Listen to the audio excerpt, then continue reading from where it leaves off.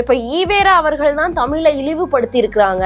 ஆனா அந்த வழி என்னமோ நிர்மலா சீதாராமனுக்கா அப்படின்னு சொல்லிட்டு பயங்கரமா ட்ரோல் பண்ணிட்டு இருக்காங்க பாஜகவினர். இதை எப்படி பாக்குறீங்க? இப்போ திமுக காரங்க கமலஹாசன் ஆதரவாளர்கள் அதை அவங்க தலைவர் கமலஹாசன் சொன்னதை பெருசா எக்ஸ்போஸ் பண்ணுவாங்க. பொய் புரட்டை வைத்து திணித்து இப்பெல்லாம் நாடகம் ஆடக்கூடிய திமுகவுக்கு இதெல்லாம் கைவந்த கலை. ஆகவே கமலஹாசன் அவர்கள் 5 ஆண்டு 6 ஆண்டுகளும் ஓட வேண்டும். ஆகவே திமுகவுக்கு துதிபாட வேண்டும். இந்திய கூட்டணிக்குள்ள விஜயை கொண்டு வரதற்கான பல வேலைகளையும் பார்த்துட்டு இருக்காங்க அப்படின்னு சொல்லப்படுது. இதை நீங்க எப்படி பாக்குறீங்க? இப்போ விஜய் நிக்கிறதால் அதிமுகவுக்கு எந்த பாதிப்பும் கிடையாது. விஜய் நிற்பதால் பாதிப்பு திமுகவுக்கு தான். ஏன்னா மத்திய அரசு கடுமையா அவர் எந்த இடத்துலயுமே விமர்சிக்கவே இல்லை அப்படின்றதும் ஒரு குறிப்பிடத்தக்கது. நாங்க ஏதோ சொல்றது போலையும் வெளியில கூப்பிட்டு பேசுறது போலையும் நீ தனியா போ, நீ முன்னாலே போனா நான் பின்னாலே ரிமோட் பண்றேன்னு சொல்ல மாதிரி இருக்குது. விஜய் அவர்கள் பிசிலை ஊதிக்கொண்டே ஒட்டு கேட்கிறார். ஆகவே பிசில் அடிச்சாம் குஞ்சிகளா குஞ்சிகளான்னு அவருடைய நிலைப்பாடு இருக்கின்றது.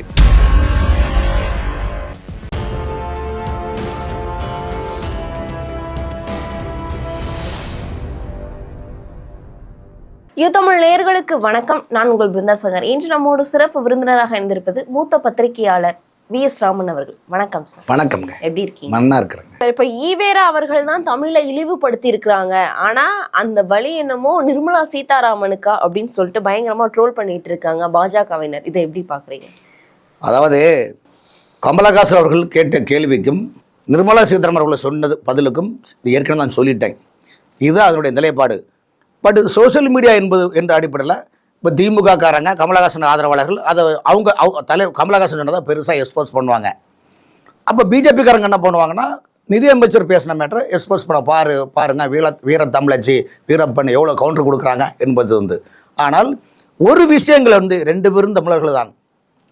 அவர்கள் நான் கடந்த 1 மாதத்திற்கு முன்பு நானும் இந்து மக்கள் தலைவர் அர்ஜுன் சம்பத் அவர்களும் ஃபைனான்ஸ் மினிஸ்டர் டெல்லியில் நிதியமைச்சரை சந்தித்தும் போது அவரும் பேசினார். நான் 1.25 நிமிஷம் நான் பேசினேன். தமிழ்நாட்டுடைய அரசியல் சூழ்நிலை பற்றி என்னென்ன இருந்தது, எவ்வளோ பண்பாகவும் எவ்வளோ அன்பாக அவருக்கு கேட்டாங்க தெரியுமா? அதுதான் ஒரு அதாவது அந்த நிலைப்பாடை நீங்கள் பார்க்கணுன்னா ஜெயலலிதா மேயர் சிஎம்மாக இருந்தாங்க. நீங்கள் சிஎம்மாக இருக்கும்போது பார்த்தீங்கன்னா வீட்டில் போயஸ் தோட்டத்துலேருந்து கோட்டைக்கு போவாங்க. போயஸ் தோட்டந்து கோட்டை வரைக்கும் சாலைகளும் 2 புறமும் எவ்வளோ பெரிய மக்கள் தொண்டர்கள் கட்சிக்கு அமைச்சர்கள் தலைவர்கள் எல்லாமே 2 சைட்லையுமே நிற்பாங்களே இல்லையா? நிற்கின்ற போது சில இடத்துல மட்டும் அந்த முதலமைச்சர் டிரைவர் வண்டியை நிறுத்தும் போது அந்த அம்மாவுக்கு தெரியும் எங்கெங்கே நமக்கு மெயின் நிற்கக்கூடிய இடம். அந்த இடத்துல போய் நின்று வணங்கி நல்லா இருக்கீங்களா சௌக்கியமா. ஸோ நல்லா இருக்கீங்களா சௌக்கியமா என்ப வார்த்தை ஒரு பொதுமக்கள்கிட்ட கேட்கின்ற போது அந்த பார்க்கக்கூடிய மக்களுக்கு ஒரு தன்னம்பிக்கை வருது, ஒரு புத்துயிர் வருகின்றது, ஒரு புத்தொலி வருகின்றது. அந்த அடிப்படையில் தான் அதிமுக ஜெயலலிதா உயிரோடு இருக்கும்போது பாட்டு பாடுறாங்க. கட்சியில் அவர்கள் பிறக்கும் என்ன சொன்னா, பூமி உள்ளவரை எங்க அம்மா புகழே நிலைத்திருக்கும், புரட்சி தலைவை கையில் மக்கள் நெஞ்சல் நிறைந்திருக்கும் சொன்னாங்களே இல்லையா?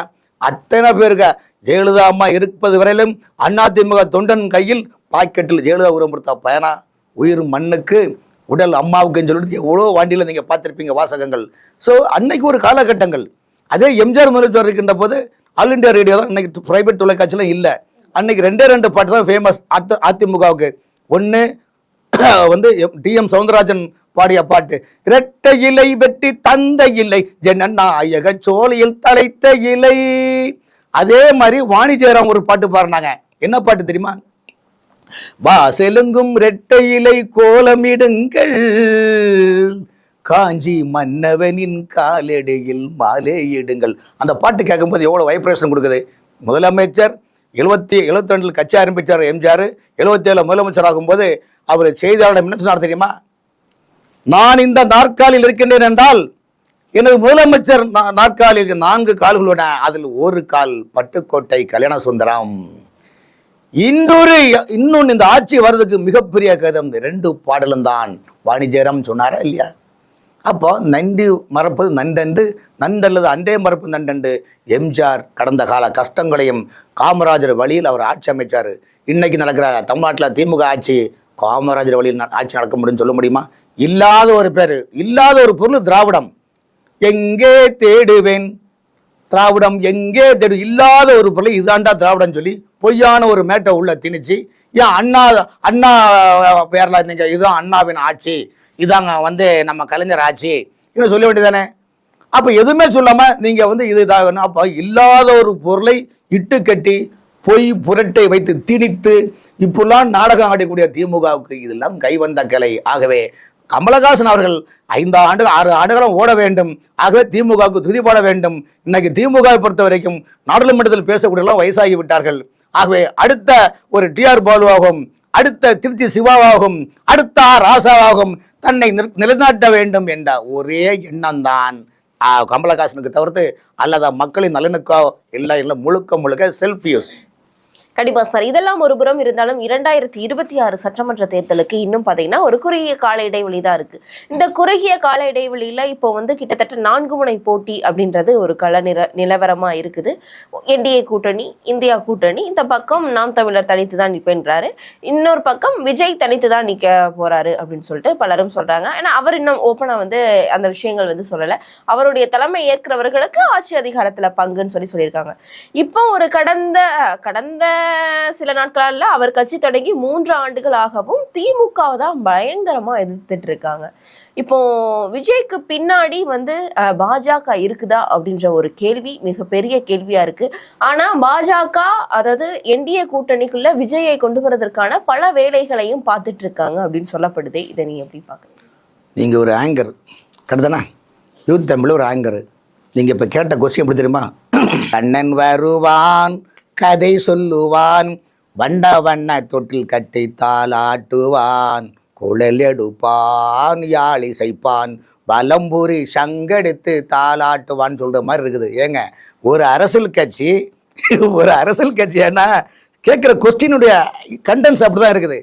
தமிழ்நாட்டை பொறுத்த வரைக்கும் விஜயகாந்த் கட்சி ஆரம்பிக்கும் போதும், கமலஹாசன் கட்சி ஆரம்பிக்கும் போதெல்லாம் கலைஞர் இருந்தார், ஜெயலலிதா அம்மையார் இருந்தார். விஜய் கட்சி ஆரம்பித்த பிறகு 2 தலைவரும் இல்லை. அப்போ தமிழ்நாட்டு இளைஞர்கள் என்ன நினைக்கிறாங்கன்னா, 2 திராவிட கட்சியும் வேண்டாம், ஒரு புதிய ஒரு தலைவராக இருக்கட்டுமே என்று சொல்லி, அது ஏன் விஜய் இருக்கக்கூடாது, விஜய் கட்சி ஆரம்பிச்சது. விஜய் போட்டால அரை டிக்கெட்னா அதாவது அவரே பிசில் சின்னம் தெரியுமா? எம்ஜிஆர் கட்சி ஆரம்பிக்கும் போது கலைஞர் சொன்னது, எம்ஜிஆர் கூட போறதெல்லாம் பிசில் அடிச்சாங்க குஞ்சுகள்னு. அப்போ ஒரு பாட்டு, பிசில் அடிச்சாங்க குஞ்சுகளா ஒரு பாட்டு இருக்குது, நீங்க யூடியூப்ல பாட்டு பாருங்க.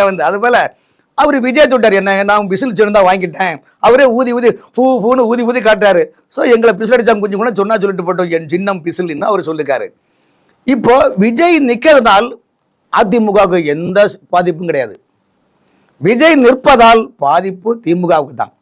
காரணம் என்னவென்றால், திமுக இதுவரைக்கும் 1967 இன்னைக்கு வரைக்கும் சிறுபான்மை மக்கள் என்று தனியாக பிரித்து, பிஜேபிக்காரன் வந்துடக்கூடாது, நான் இருக்கிறத தான் நீங்கள் இங்கே ஸ்ட்ராங்காக இருக்கிறீங்க என்று சொல்லி பொய்யாக சொல்லி ஊரிட்டல், புரட்டல், திரட்டல், இதனால் வாக்காளர்கள் வருவதை குமிட்டல் வேணும். இந்த மாதிரி உள்ள நிலைப்பாடு கொண்ட இந்த அரசியல் கட்சி, இந்த திராவிட முன்னேற்ற கழகம் இன்னைக்கு கதிகலங்கி நிற்கிற காரணம் என்னன்னா, தென் மாவட்டங்களில் குறிப்பாக கன்னியாகுமரி மாவட்டம், திருநெல்வேலி மாவட்டம், தூத்துக்குடி, தென்காசி மாவட்டங்களில் ஆர்சி சமுதாய மக்கள் முழுக்க விஜய் பின்னால் உள்ளார்கள். அதுபோல அண்ணன் தொல் திருமாவளவன் விடுதலை சிறுத்தை இயக்கம், சீமான் கட்சிகளில் 40 லட்சத்திலிருந்து 50 லட்சம் வாக்குகள் விஜய் பின்னால் வரும். காரணம் என்றால், விஜய் ஒரு நடிகர், ரசிகர்கள் இங்கே இருக்கிறாங்க. அந்த அடிப்படையில் பார்க்கும்போது விஜய் திமுகவுக்கு போகக்கூடிய வாக்குகளை கணிசமாக, எப்படின்னா, நடிகர் ராமராஜன் ஒரு படத்தில் வருவார், பால் கறப்பார் தெரியுமா? பேச்சு நீ அருமை உள்ள பேச்சு, வாடி என்னுடைய பேச்சின்னு சொல்லி மாதிரி விஜய் அவர்கள் பிசிலை ஊதிக்கொண்டே ஓட்டு கேட்கிறார். ஆகவே பிசில் அடிச்சாங் குஞ்சிகளான்னு அவருடைய நிலைப்பாடு இருக்கின்றது. ஆகவே அத்தகைய சூழ்நிலையில் தமிழ்நாட்டை பொறுத்தவரையும் விஜயனுடைய வருகை திமுகவுக்கு மிகப்பெரிய பேரிடர் என்ற பேரிழப்பு என்பது குறிப்பிடத்தக்கது. ஆகவேதான் திமுக இன்னைக்கு விஜய்க்கு என்ன கவுண்டர் கொடுக்கறதுக்கு ஒன்றும் புரியாம உங்களை மாதிரி ஊடகத்தின் மூலமாக பிஜேபி பின்னால் இருக்குது, பிஜேபி டிவியில ரிமோட் கண்ட்ரோலுக்கு மாதிரி பிஜேபி இருக்குது. மத்திய அரசு கடுமையா அவர் எந்த இடத்துலயுமே விமர்சிக்கவே இல்லை. அதுக்கு நாங்க என்ன பண்ண முடியுங்க? ஏங்க, இது என்ன பண்ணுங்க, இது அதாவது இங்க எப்படின்னா, கேளாய் மகனே கேளொரு வார்த்தை, நாளைய உலகின் நாயகன் நீ ஏன்னு உத்தமன் படத்தில் சிவாஜி பாடுற மாதிரி நாங்கள் ஏதோ சொல்லுறது போலையும் வெளியில் கூப்பிட்டு பேசுறது போலையும் நீ தனியாக நீ முன்னாலே போனா நான் பின்னாலே ரிமோட் பண்ணுறேன்னு சொல்ல மாதிரிலாம் இருக்குது சொல்லுங்கள். வந்து அவரு கட்சி, அவருக்கு கம்பெனி, அவருக்கு டிபார்ட்மெண்ட், அவர் பேசுறாரு. அதுக்கும் பிஜேபிக்கு என்னங்க சம்மந்தம்? ஏங்க தமிழ்நாட்டில் தாங்க இந்த பிரச்சனையை. தேர்தல் ஆணையம் வந்தாலும் அவங்க மேலே குற்றம் சொல்லணும், ஊழல்வாதிகளை ஈடி வந்தாலும் ஐயோ இது பிஜேபி ரிமோட்டு. இப்படி ஒன்றுன்னா பொய்யாக பொய்யிலே பிறந்த பொய்யிலே வளர்ந்த புலவர் கோமானே என்ற கலைஞர்கள் பாட்டு, அந்த பாட்டு வந்து. அதனால் திமுகவுக்கு இதெல்லாம் கை வந்த கலை. அங்கொண்டு இங்கொன்னு சொல்லுவாங்க. இதெல்லாம் போட்டுவோர் போட்டட்டும் தூட்டுவோர் தூட்டட்டும் வருவதை எதிர்கொள்ளும் என்பது போல 2026 சட்டமன்ற தேர்தலில் என்டிஏ கூட்டணிக்கு பிரகாசமாக உள்ளது. ஆகவே அண்ணன் எடப்பாடி என முதலமைச்சராவார், பாஜக துணை முதலமைச்சராகும். ஆகவே ஆட்சியிலும் அதிகாரத்திலும் பங்கு கொண்டு மகாராஷ்டிரா மாநிலத்தில் எப்படி 3 கட்சிகள் என்சிபி, சிவசேனா, ஏக்நாத் ஷிண்டே, பாஜக எப்படி இது பண்ணுகிறோம், அதே மாதிரி தேசிய அளவில் இரட்டை இன்ஜின் வெற்றி இன்ஜினாக திமுக வெற்றி இன்ஜினாக இல்லாமல் நாங்கள் வெற்றி நடை போட்டக்கூடிய இன்ஜினாக பயணிப்போம் என்பதை குறிப்பிடத்தக்கது. சரிங்க சார், நீங்க பாஜக துணை முதலமைச்சர் ஆகும் அப்படின்னு சொல்லியிருக்கீங்க. கண்டிப்பா இப்போ வந்து பாத்தீங்க அப்படின்னா இப்போ என்டிஏ கூட்டணிக்குள்ளே வருமே, பாஜகவுக்கு துணை முதல்வர் சீட்டு கொடுக்கறதற்கு அதிமுக தயாரா இருக்கா சார்? திரும்பவும் சொல்கிறேன், உங்களை பார்க்கும்போது தெரியும், பாட்டு தான் ஞாபகம் டக்குன்னு வருது.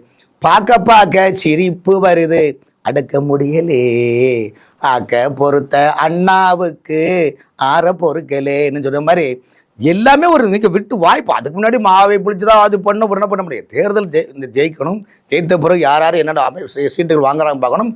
அந்த நிலைப்பாடில் பாஜக நீங்கள் அதாவது இந்த முறை என்டிஏ கூட்டணி ஆட்சி தான் என்பது குறிப்பிடத்தக்கது. மகாராஷ்டிரா வெற்றி நடை போட்டு செல்கின்றது. இந்தியாவில் பல மாநிலங்களில் பாஜக கூட்டணி ஆட்சி சக்ஸஸாக போயிட்டுருக்குது. மத்திய அரசு நிதிகளின் ஒத்துழைத்து. ஏன்னா திமுக திரும்பவும் தமிழ்நாட்டில் வந்தால் அவங்க வந்து முழுக்க மத்திய அரசு மேலே பழிப்பட்டு இருக்கிற. ஏன்னா ஏற்கனவே 5 லட்சம் கோடி கடன் இருக்குது. இப்போ திமுக ஆட்சி வந்து 5 லட்சம் கோடி கடனை வாங்கியாச்சு, 10 லட்சம் கோடி ஆயாச்சு. மொத்த கடனும் 12.5 லட்சம் கோடி கடன் இருக்குது. இனிமேல் சிங்கிள் நயா பைசா உலக வங்கிக்காரன் கொடுக்க மாட்டான். ஸோ அந்த அடிப்படையில் திமுகவுக்கும் தெரியும் ஒன்றும் வராது, ஒரு பேங்கில் எவனும் பணம் தர மாட்டான்னு. அப்போ இந்த பணம் எங்கே போச்சு? இப்போது அந்த பணம் எங்கே போச்சுன்னா வெளிநாட்டில் முதலீடு இருக்க போகின்றேன். அங்கே உள்ள கம்பெனிகளை கூப்பிட்டு இங்கே பாரு இவ்வளோ இருக்குது, நீ இங்கே வா, நீ பண்ண பாரு, சரக்கு என்னுடையது. அப்போ இதெல்லாம் மக்களுக்கு தெரியாமல் ஒன்றும் கிடையாதுங்க. இந்த நாடும் நாட்டு மக்களும் எப்படி போனால் என்ன, அந்த அடிப்படையில் திமுக பொறுத்தவரையும் ஒரு குடும்பம் வாழ வேண்டும், ஒரு குடும்பம் ஆள வேண்டும். சேலம் சித்த வித்யாசாலை மாதிரி ஒரு குடும்பம் ஆள வேண்டும், ஒரு குடும்பம் வாழ வேண்டும். தமிழ்நாட்டில் வாக்களித்த மக்களும் பொதுமக்களும் fill in the blanks, choose your correct answer. சரிங்க சார், இப்போ அதே மாதிரி பார்த்தீங்கன்னா திமுக கூட்டணியில் விரிசல் இருக்கு அப்படின்னு சொல்லிட்டு பலரும் வந்து சொல்றாங்க. உண்மையிலேயே திமுக கூட்டணியில விரிசல் இருக்குதா? ஏன்னா பார்த்தீங்க அப்படின்னா காங்கிரஸ் வந்து தாவேகாவுடன் பேச்சுவார்த்தை நடத்துறதா வந்து தொடர்ந்து பலரும் சொல்லிட்டு இருக்காங்க. ஏன்னா காங்கிரஸ் தலைவர் ராகுல் காந்தி அவர்களுக்கு ரொம்பவே நெருக்கமாக இருந்த ஆலோசகராக இருந்த பிரவீன் சக்கரவர்த்தி அவர்கள் வந்து தாவேகாவிற்கு சப்போர்ட் பண்ற விதமா ட்வீட் பதிவுகள் போட்டுட்டு இருந்தாரு. இப்போ வந்து பேட்டிகளுமே நிறைய கொடுக்க ஆரம்பிச்சிட்டாரு பெரிய பெரிய ஊடகங்களுக்கு. இதெல்லாம் நீங்க எப்படி பாக்குறீங்க? நீங்க சொல்ற கேள்வி எப்படின்னா, சிவாஜி கணேசன் ஆலயமணி படம் தான் நினைக்கிறேன். அதில் சொல்லுவார், கல்லெல்லாம் மாணிக்க கல்லாகுமா, கலையெல்லாம் கண்கள் சொல்லும் சொல்லாகுமா, சொல்லெல்லாம் தூய தமிழ் சொல்லாகுமா. அதே போல் திமுக ஏதோ கோஷ்டி போஸ்டில் இல்லை, உள்கட்சியில் பிரச்சனை இல்லை, கிராக் முழுக்க திமுக வந்து கிளையிலிருந்து பகுதியிலிருந்து ஒன்றியத்திலிருந்து மாவட்டம் வரைக்கும் பில்டிங் எப்படி கிராக் ஆகுமோ அதே மாதிரி கிராக் ஆகி புட்டி பார்க்க கூட முடியாத லெவல் திமுக உள்கட்சி இருக்குது. புரியுதா? இன்னைக்கு திமுகவில் சீனியர் அமைச்சர்லாம் அடுத்த போது நம்ம வரப்போறது இல்லை, நம்ம வந்தாலும் உதயநிதியை முக்கியத்துவம் கொடுப்பாங்கன்னு சொல்லிட்டு வந்து கிடைச்சோடு நம்மளும் சுருட்டி பாய்க்கில் போடணும் நம்மளோட மனநிலை இருக்கின்றது. ஆகவே திமுகவிற்கு உள்கட்சியிலும் மிகப்பெரிய பிரச்சனை உள்ளது. ஆகவே இதையெல்லாம் கருத்தில் கொண்டுதான் அதிமுகவில் பிரச்சனைக்குரிய தலைவர்கள்லாம் கொண்டு வைத்திலிங்கம், மனோஜ் பாண்டியனை, மச்சான் நீ கேளேன், மச்சி நீ கேளேன்னு கருணாசுர படத்தில் சொல்லுவோம் பாருங்க. கருணாசுர படத்தில் மச்சான் நீ கேளேன், மச்சி நீ கேளேன்னு ஆத்தி சொல்லுவோம் பாருங்க. அப்போ பார்த்து திரும்பி பார்த்து யாரையும் காணாது. ஆகவே திமுக யாராவது வருவாங்களான்னு வலை வீசி வந்து அங்கங்கே வந்துட்டு கைவீசம்மா கைவீசு, கடைக்கு போகலாம் கைவீசி போயிட்டு அங்கே ஏதாவது ஒரு எம்பிக்களை தலைவர்களை வர வச்சுட்டு திமுக இணைச்சுன்னு சொல்லிட்டு நாடகம். இதெல்லாம் எதுவுமே எடுபடாது. கட்சி திமுகவில் உள்கட்சி பிரச்சனை மிகப்பெரிய பிரயம் உள்ளது. ராகுல் காந்தி டெல்லியில் சந்தித்த கனிமொழி அவர்கள் இந்த படம் ஏன் ரிலீஸ் ஆகல?